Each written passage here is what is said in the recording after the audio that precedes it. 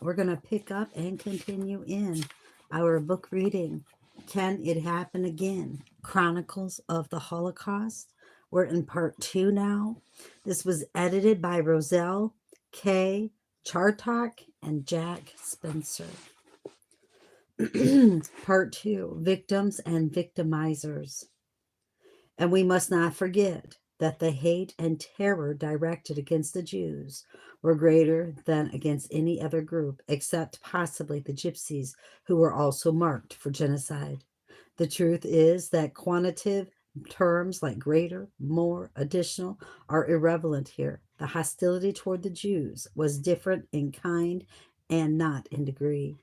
It was abysmal, irrational, groundless in the plain meaning of the word, as having no sense, as being beyond sense, not as mere nonsense, for its consequences were dire and dismal, but as nonsense, as having no warrant and no ascertainable frame of reference. Jacob Gladstein, Anthology of Holocaust Literature. The Jews of Europe. One of the striking and puzzling features of the Holocaust is the singling out of the Jews as the main target of hostility. What made them so vulnerable to attack? The next two readings provide some answers to this question. In the first selection, historian Uriel Thal explains that while Jews won equal rights in Germany at the end of the last century, they could never fully integrate into German society.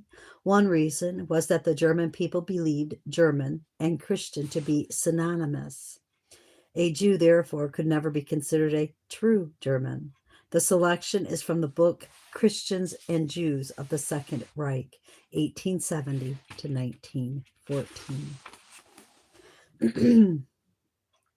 Christians and Jews in Germany, 1870 to 1914, Uriel Thal.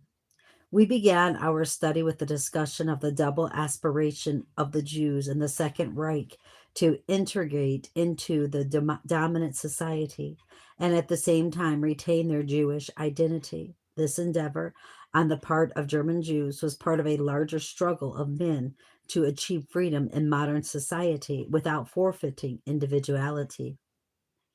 This struggle gave rise to a number of concomitant questions. How was this Jewish aspiration regarded by the German Christian society of that day? How did it affect the relations between Jews and Christians on the one hand, and the Jew's conception of his role in the modern world on the other? What can we learn from this historical attempt of German Jewry to become an integral part of German society and still retain its Jewish identity? That is, achieve equality without surrendering its freedom. And finally, what conclusions can be drawn from this study concerning the interrelationship between modern Jewish history and the history of mankind, or between Judaism and Christianity in the modern era, and between the Second and the Third Reich? Frederick Paulson explained in his System of Ethics, if one is proud of the fact that he is a Jew and not a German, he has no right to complain that the German people do not accept him as a judge or as a teacher of German children. To remain a complete Jew and a complete German is impossible. When we recall that Paulson was a prominent liberal and humanist and an outspoken opponent of anti Semitism, his words take on added significance as a reflection of Germany's determination not to acknowledge the claims of German Jewry to civil equality while retaining its Jewish identity. In the Second Reich as well, religion, albeit in its secular form, occupied an important place. Contrary to the I can't use that word, expectations of the Jews and the liberals, religion had not become a private matter limited to the sphere of the individual, nor was it cleansed of its irrational elements in accordance with the principles of the Enlightenment. On the contrary, as a result of the process of religious secularization, Christian and especially Protestant patterns of thought and behavior were impressed on the culture, social, and political life of the Second Reich. The national movement, the political parties, the social and economic organizations, and some of the principal scientific societies, all of which were an integral part of Germany's rapid process of industrialization, defined themselves explicitly as Christian in essence. The conservative Protestants and an increasing number of Catholics wished to establish the Second Reich on the principle of a Christian state as it had been formulated in conservative ideology throughout the greater part of the 19th century. German nationality, contrary to the expectations of the Jews, was not acquired by conscious selection or subjective feelings of the citizens, but, according to the Romantic school of thought, by belonging to a historic community whose roots went back to ancient tribal and pagan sources, or in the more recent past in Lutheran Christian culture, or according to the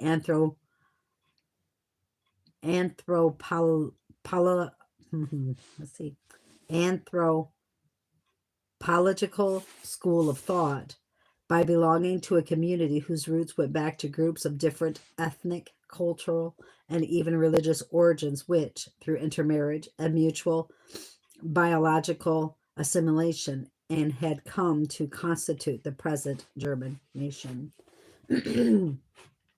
Neither of these two views was favorable to German Jewry in its determined effort to integrate into the dominant society while retaining its identity.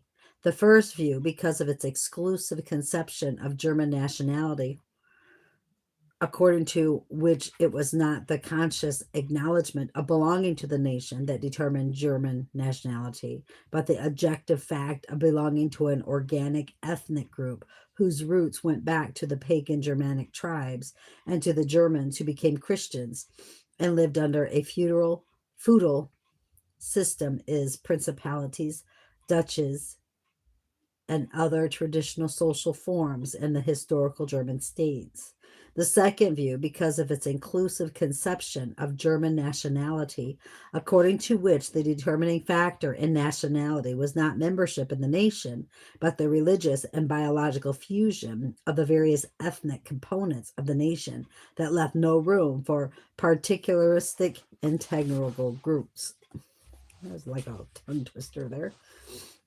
The second view was the one accepted by a considerable number of intellectual liberals, including many of the leading opponents of modern anti-Semitism, such as Rudolf von Nist and Theodor Mommsen, who urged the complete assimilation of Jews into German society and argued that the addition of the Jewish heritage and the personal talents of the Jews would constitute an immense contribution culturally and biologically to the growing German nation, and would at the same time strengthen the cause of the liberal intellectuals in their struggle against the irrational and pagan elements in German Romanticism, potent ingredients in the anti-Semitic ideology of this movement. Against the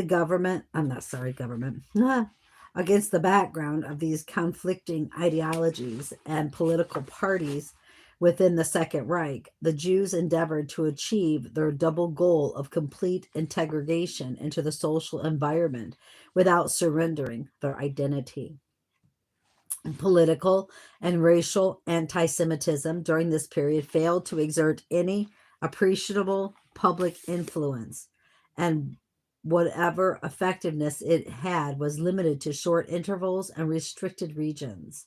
The members of this movement were, for the most part, recruited from the unstable lower middle class, that is, from the marginal groups within the liberal professions, workers who had migrated from rural to urban areas where they led a precarious existence, and city dwellers of the proletarian working class. Only a small number among those social classes turned to be the racial, political, anti-Semitic movement, most of them being represented in Christian or socialist political and economical organizations. As a result of this policy of social reform, in which anti-Jewish propaganda had little part, the anti-Semites in 1893, the year when they first became politically significant, received 263,000. Let's see, 263. Let's see, how do you say that? 200,060. No, I can't even say that word. I'm so sorry. I don't even know how to read that money right there. Let's see. 260,861 votes. Thank you, Jesus. In the Reichstag election, or 3.4% of the total vote of 7,600,073. I can't say it again. I can't say those numbers. They're just too big for me to even comprehend. 7,673,973. In 1898, they reached the high point of their political success when they received 284,250 votes, or 3.7% of the total vote of 7,752,693. It is therefore obvious that even in the heyday of their political activity, the anti-Semites could not muster enough votes to endorse their policy among their own rank and file supporters, who voted instead for the conservative Protestant and Catholic parties on the one hand and the socialists on the other. This trend continued until the election of 1907, which was preceded by an intensive anti-Semitic campaign in which the anti-Semites sought to strengthen their image as the party of the small man. The resolutions adopted at the convention held in Erfurt in 1895, in Halle 1896, in Kassel 1898, and in Berlin 1903 reiterated this policy of social reform in favor of the lower middle class, the impoverished farmer, the underprivileged economically and socially, and the embittered and frustrated elements in the large urban centers. After World War I and during the Weimar Republic, the mythological, non-Christian, and anti-Christian character of anti-Semitism grew stronger, thus removing one of the main obstacles to the spread of racial anti-Semitism during the Second Reich and its acceptance by growing masses of the population. Hold on 1 minute. I gotta get my back scratcher.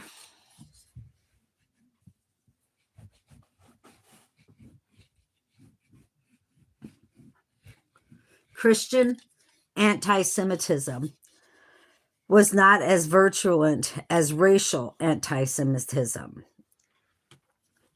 It stigmatized Jewish perfidy, whatever that is, perfidy, but it permitted the Jew to exist, though not flourish, as the living witness to the truth of Christianity.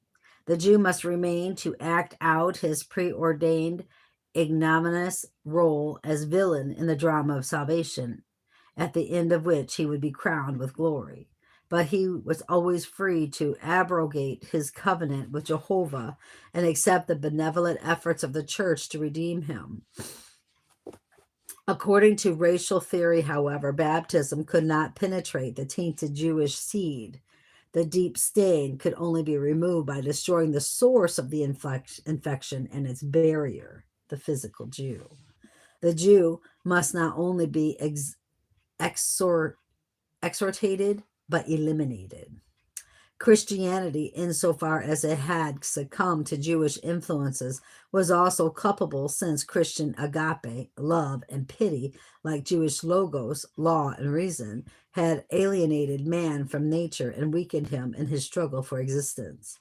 However, the Jewish stain could be removed from the Christian cloth, so to speak, by fumigation without destroying the cloth itself. In the days of the Second Reich, these racial theories were not accepted by the great majority of the German people. After World War I, and the period of the Weimar Republic, however, they became increasingly popular, thus removing one of the chief obstacles in the path of the Nazi rise to power. The source of this ideology at the beginning of the Second Reich could be found in the teachings of Nod Nordman, E. Doring, C. Radenhausen, A. Werman, F. Lang, P. Forster, which were then transmitted by Theodore Frisch, H. S. Chamberlain, and members of the anti-intellectualist Rembrandt movement to the leading Nazi ideologists, to such figures as Alfred Rosenberg on the one hand, and to the heads of the Dutch Christian movement on the other. Animated by this aggressive mood that sought to deprive the Enlightenment of all its gains, the racial anti-Semites put their faith in the efficacy of blood, the mysterious fountain from which all life flows, and which determines the hierarchy of powers that shape history. A prioricism, whether in theology or in critical rational thought, was done away with, and blood became the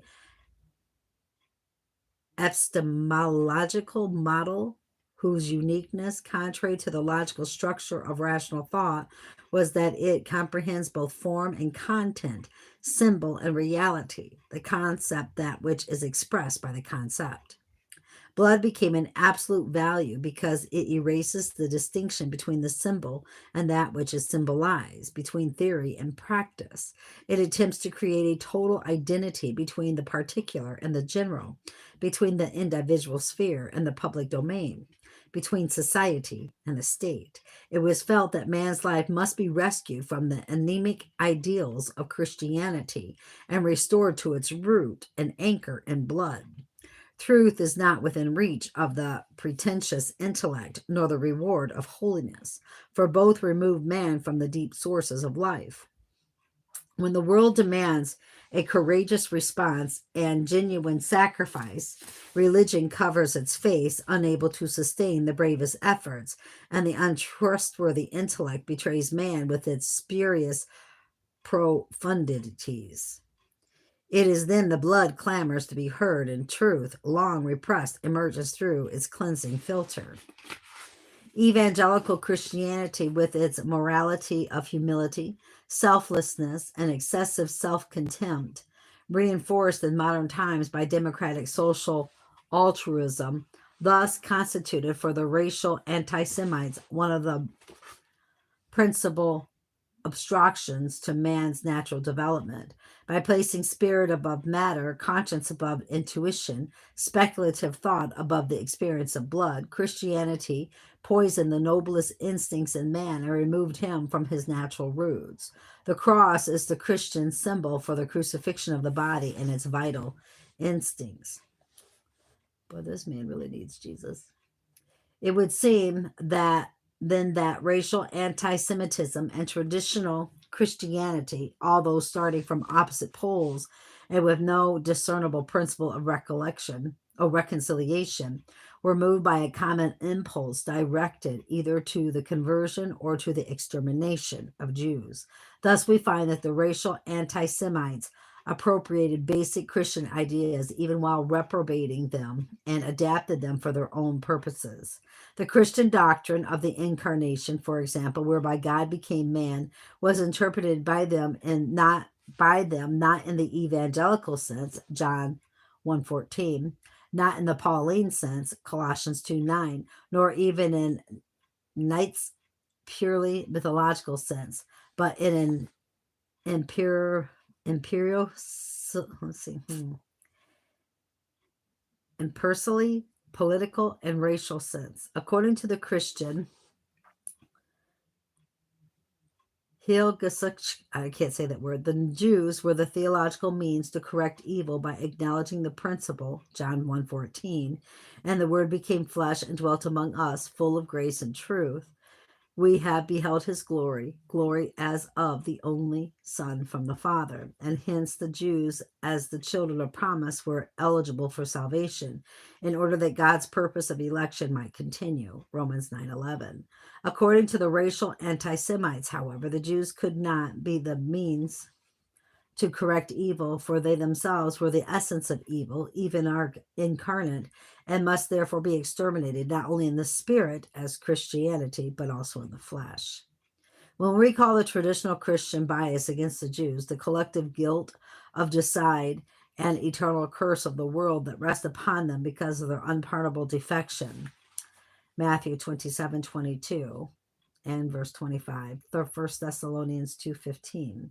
The official policy of the church, as formulated in such councils as the Synod of Elvira in 306, Claremont in 535, Toledo in 681, or the Third Latrine in 1179, and the Fourth Latrine in 1215. The preachments of Martin Luther against the Jews and his incitement to violence, especially after 1543, when he was disillusioned in his efforts to convert them, the blood libels and accusations in which the persecuted wandering Jew became the symbol of sin and abomination. When we recall all this, we see how Christianity created the patterns of prejudice, hatred, and calumny that could readily provide a rationale to justify organized violence. The anti-Christian elements of racial anti-Semitism were interpreted in such a way that the traditional theological concepts of Christianity were not completely rejected. Only their meanings were changed by using a pseudo-scientific jargon and applied to the historical realities of that day without the salutary correction of Christian discipline and belief. Racial anti-Semitism and the subsequent Nazi movement were not the result of mass hysteria or the work of single propagandists. The racial anti-Semites, despite their antagonism toward traditional Christianity, learned much from it and succeeded in producing a well-prepared, systematic ideology with a logic of its own that reached its culmination in the Third Reich. That is so really super sad that that's what they believe about Christianity, and that is so far from the truth. And that's because, you know what, the true believers in Christ, unfortunately, we're not out there demonstrating the love of Jesus that lives within us. We're not allowing Christ to use us, to work through us so he can be seen in us, not us. It's really sad. That was really sad, you guys. Okay. Enormous economic upheavals in Europe, both before and after World War I, served both to weaken the position of Jews and to intensify anti-Jewish feeling. As explained in this reading, excerpted from The Jewish Catastrophe in Europe, edited by Judah Pilch, the conditions of Jewish life, social, political, and cultural, in various countries are also described here. Jews were urbanites and villagers, professors and peasants, religious and seculars, rich and poor. Jewish life in Europe between the two world wars, 1919 and 1939. Judah Pilch. General economic and political conditions. 1. Regions of Jewish settlements. The economic and political conditions of Jewish life in continental Europe varied with each geographic division between East and West. This was the result mainly of the relocation of populations within new boundaries after World War I, when the old empires broke up and many new and old states gained national independence. For purposes of our discussion, Europe will be divided into 4 geographic regions as follows. A. Eastern Europe, Poland, Hungary, Romania, the Baltic countries, Lithuania, Latvia, Estonia, Finland, and the Balkan countries, Yugoslavia, Bulgaria, Greece, and Albania. B. The Soviet Union, White Russia, the Ukraine, the Crimea, and Northwest Russia. C. Central Europe, Germany, Austria, and Czechoslovakia. D. Western Europe, France, Luxembourg, Belgium, Holland, Denmark, Norway, and Italy, and those countries that remained neutral in the Second World War, Switzerland, Sweden, Spain, and Portugal. Number two, distribution of the Jewish population by region. Both in their actual numbers and in their proportion to the general population, European Jews were more concentrated in the East than in the West. The largest portion lived in Poland, over 3 million. The next largest in the southwestern Soviet Russia, over 2 million. And the third largest in Romania, about 900,000. Germany's 525,000 constituted almost half of the Jews in Central Europe. France's 240,000 and Holland's 157,000 Jews were the bulk of Western European Jewry. In proportion to the general population, too, the 5 million Jews in Eastern Europe outside Soviet Russia constituted almost 5% of the total population. In the Soviet Union, the Jews made up 1.7% of the total, but in the southwestern region, which had two-thirds of Russian Jewry, the figure was over 5% of the total. In Central Europe, the Jewish proportion was 1.8%, while in the West, it was only 0.5%. In the whole of continental Europe, the Jews, numbering 9 million, constituted only 9% of the total population. Number three, the Jews as major city dwellers, regional contrast. The Jews of Europe in modern times have been living mostly in cities rather than in rural areas. By the end of the 19th century, they were already concentrated in the metropolitan complexes. In many of the large urban centers, Jews stood out as an ethnic and economic group, and many businesses, professions, and other occupations,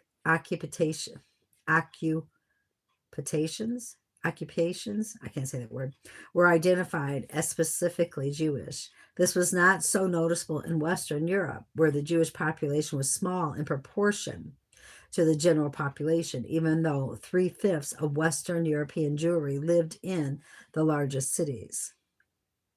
Similarly, in Central Europe, while almost all of the Austrian Jewry lived in Vienna and half of the German Jews resided in Berlin, their proportion to the general urban population in those two cities and other large centers in Western Europe was only 4.5%. The picture changed quite radically in the large cities of Eastern Europe and of the Soviet Union. In Polish cities like Warsaw, Lutz, Lublin, Krakow, and Wilno, the Jews comprised between 1/4 and 1/2 of the inhabitants. Number four, effects of increased urbanization. Changes in economic positions before World War I. As a result of their rapid urbanization in the second half of the 19th century, the Jews gained new and stronger positions than heretofore in the general national economies. In Central Europe, notably in Germany, they grew from small shopkeepers and village peddlers, 60% of their occupations, to big merchants and department store owners, and occupied important places in the professions, the sciences, literature, and the press. They also developed a white-collar working class which had not been in existence before. The small-town peddler and tradesman had practically disappeared by the beginning of the 20th century. In Eastern Europe, too, the Jews moved into the middle and higher urban possessions of commerce and industry, having occupied in some areas complete fields of production. Thus, in Lodz in 1900, the textile factories were predominantly in Jewish hands, 68%, Jews being owners, technicians, and workers. In Tsarist Russia, they developed export, import, sugar, and petroleum industries and took an active part in railroad building and some in banking. A large Jewish working class occupied posts in small shops and factories, particularly those producing leather, brush, and confectionery products. In the Western countries, where they constituted a small proportion of the general population, the Jews had long occupied positions in commerce and industry and were not dominant in any particular branch of the national economy as a whole or in any urban occupation as such. B. Changes in economic position after World War I. In the West, economic positions acquired by Jews during the preceding century remained practically unchanged, but in Central and Eastern Europe, they underwent drastic changes. Two main factors contributed to this change. One, the rising urbanization of the non Jewish population, and two, the breakup of the Russian and Austrian empires after the First World War. In Tsarist Russia, as well as in the Austrian Empire, most Jews lived in compact masses among the minority peoples, who were themselves subjugated to the dominant Great Russians under the Tsars and by the German and Hungarians in Austria Hungary under the Habsburg emperors. Toward the end of the 19th and the beginning of the 20th century, these minority people, who were predominantly peasants, began to leave the rural areas in search of new economic opportunities in the cities. There they encountered the already established Jewish merchants, shop owners, and professionals with whom they began to compete in their striving to enter the middle and upper economic strata. As long as the central governments were in the hands of the dominant nationalities, the minorities were handled without bias, none receiving any substantial government help. Competition remained on purely economic grounds, and the Jews, more experienced and skilled in higher occupations, were able to meet the rivalry.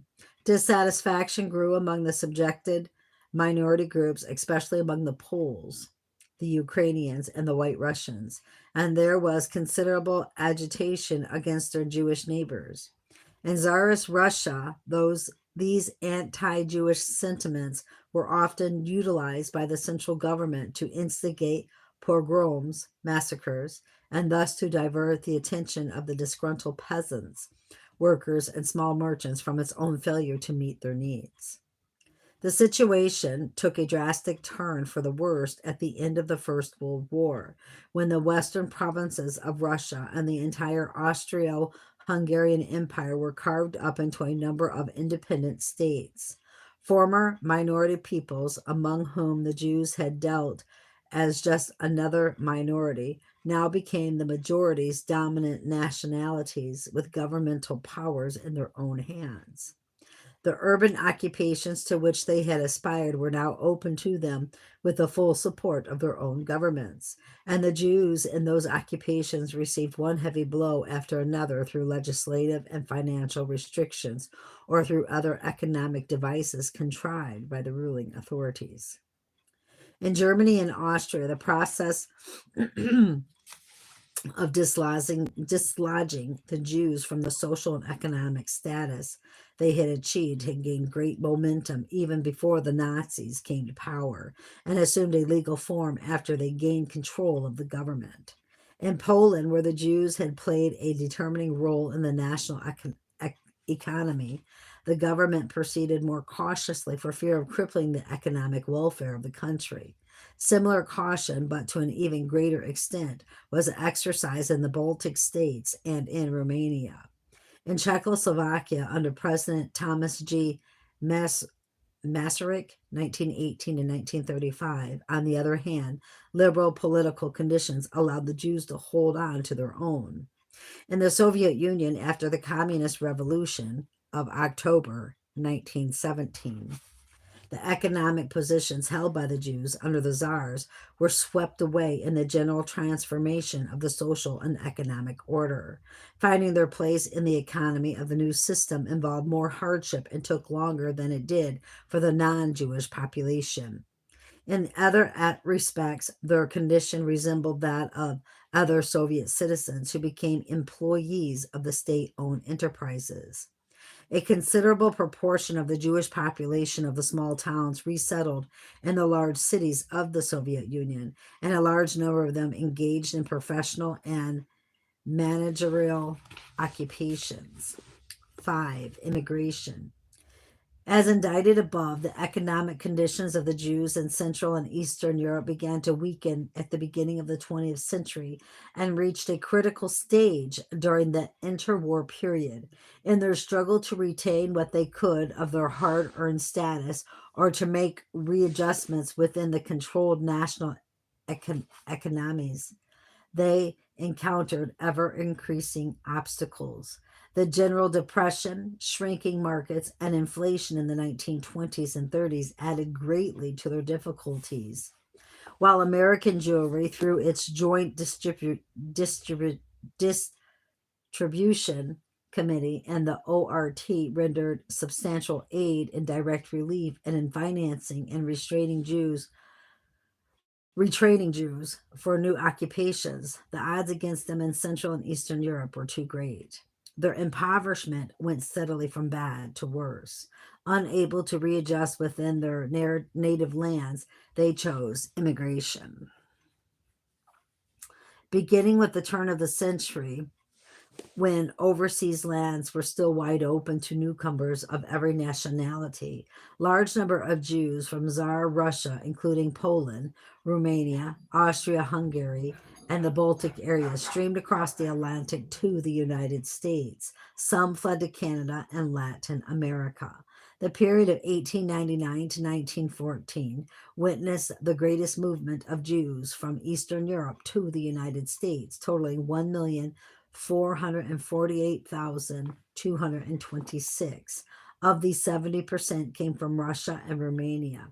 Immigration to Palestine was promoted by the emerging Zionist movement, which, in the words of the Basel program, adopted by the First Congress of the World Zionist Organization at Basel, Switzerland in 1897, aimed at establishing for the Jewish people a publicly and legally secured home in Palestine. After 1922, American immigration laws sharply reduced Jewish immigration. Average annual immigration of Jews to the United States dropped 50,000 in 1922 to 1924 and to 11,280 in 1925 to 1930. Many Jews of the former Russian provinces found a haven of refuge in Central and Western Europe, in Germany, Austria, France, Belgium, the Netherlands, and Great Britain, where they succeeded in establishing themselves as permanent residents or citizens. The Zionist organization directed thousands of Jews to Palestine, especially after the conference of the great powers at San Remo, Italy, in 1920, when Great Britain accepted the mandate over Palestine with specific responsibility for the establishment in Palestine of a national home for the Jewish people. With the advent of Nazi rule in Germany in 1933, the enactment of the notorious Nuremberg Laws in 1935, the annexation of Austria to Germany, and the dismemberment of Czechoslovakia in 1938, Jewish immigration from Central Europe turned into flight. Unfortunately, the Western Hemisphere was not open widely enough to welcome the surviving masses of refugees. From 1933 to 1937, the United States admitted only some 30,000 Jewish refugees. Argentina, 63,500, Brazil 64,000, and South Africa 26,000. The Jewish community of Palestine absorbed 175,000 additional Jews during that period. Up to 1939, a special rescue operation known as Youth Aliyah succeeded in bringing to Palestine 4,635 Jewish children from Germany. Numerous other Jewish refugee families were stranded in various countries of the continent, where they later suffered the same fate as the rest of European Jewry. 6. Political emancipation. A. Individual and collective emancipation. Emancipation, as used in modern Jewish history, entails the right of individuals to participate in any phase of political, social culture, and economic activities, subject only to the laws governing all citizens of a given country without distinction of race, color, or creed.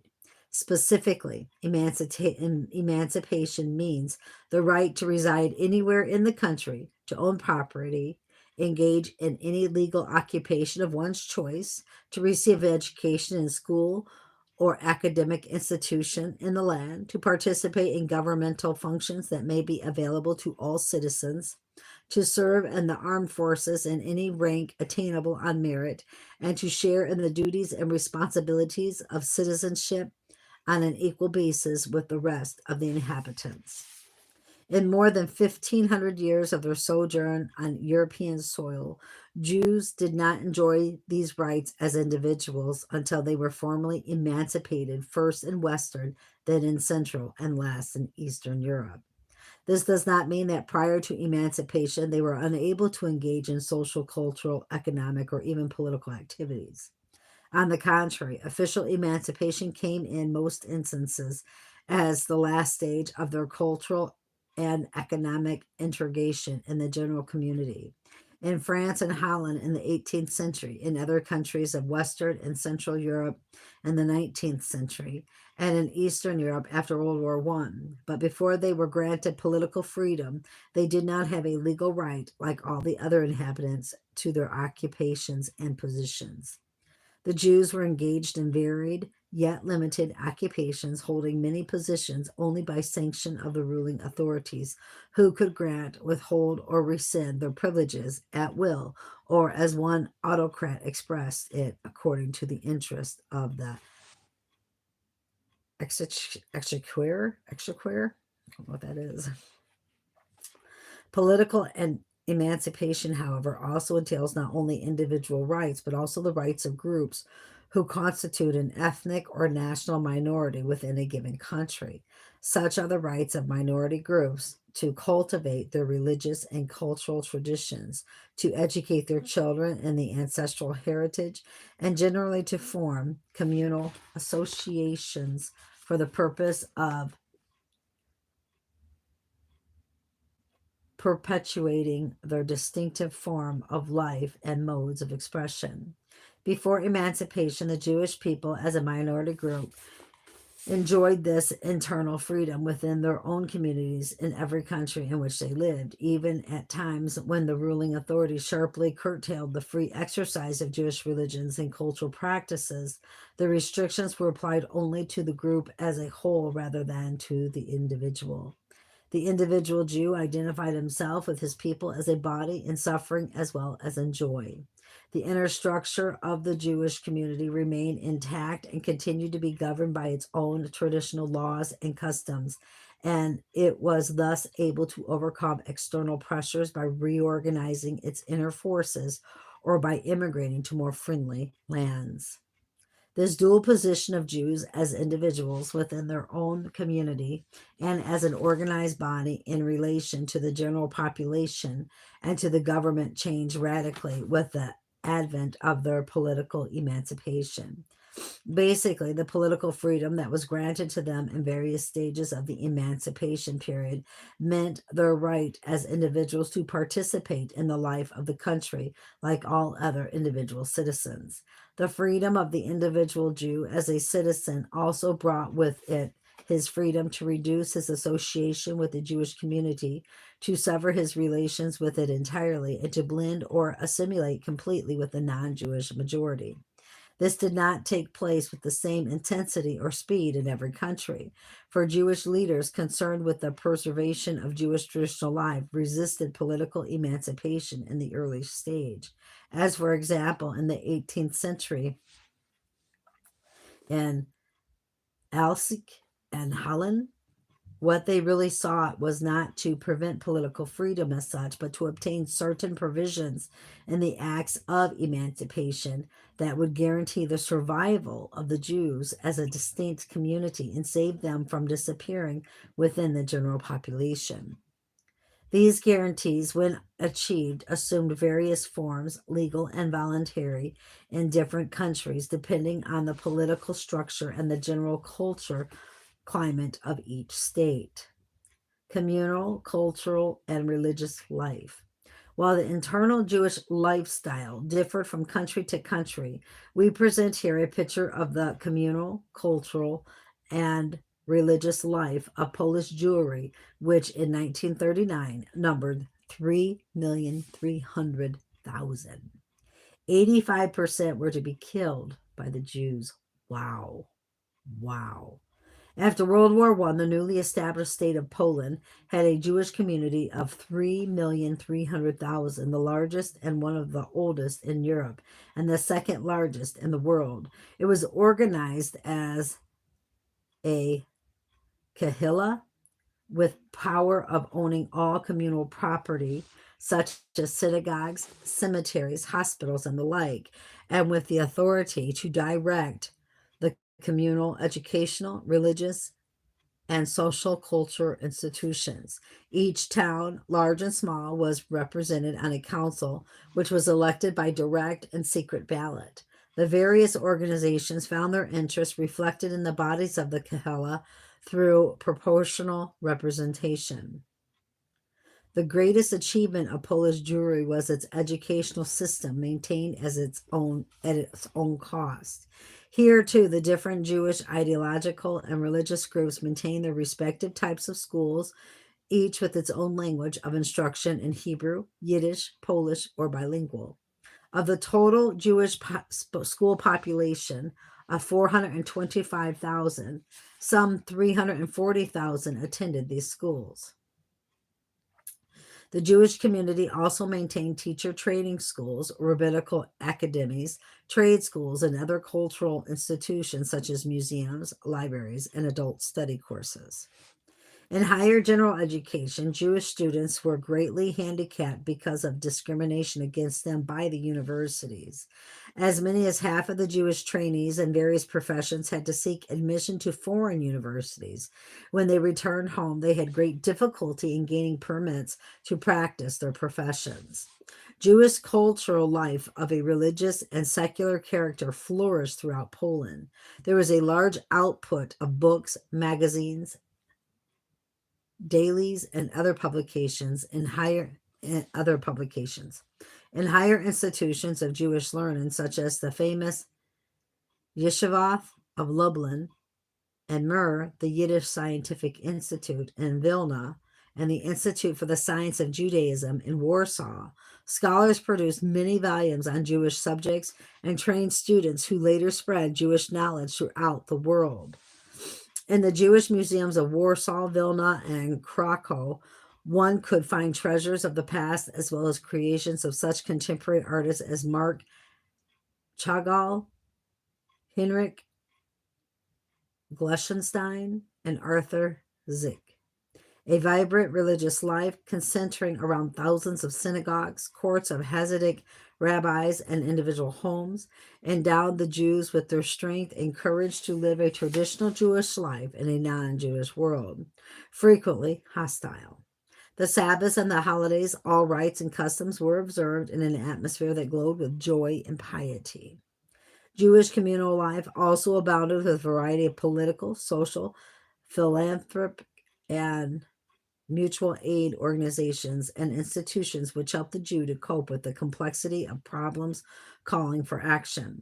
There were organizations aiming to restore to the Jews individual human rights and freedom, as well as collective autonomy, and to defend these rights along political lines.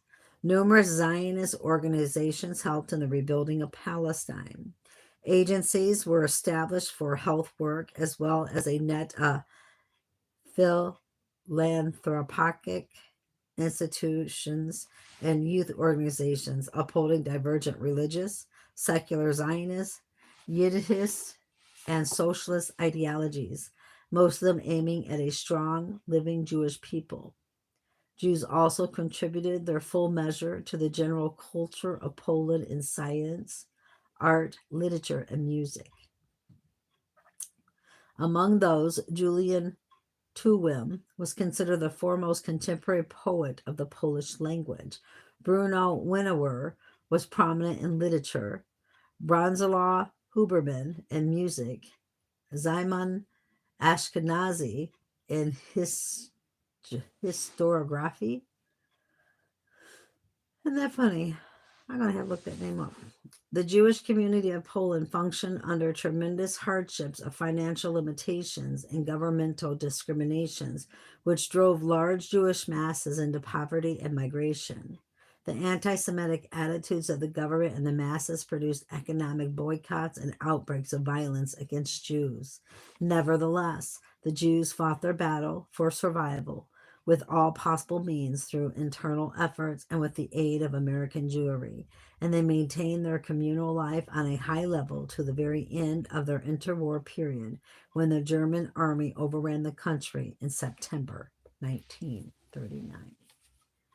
That is going to end that reading. That was long, actually.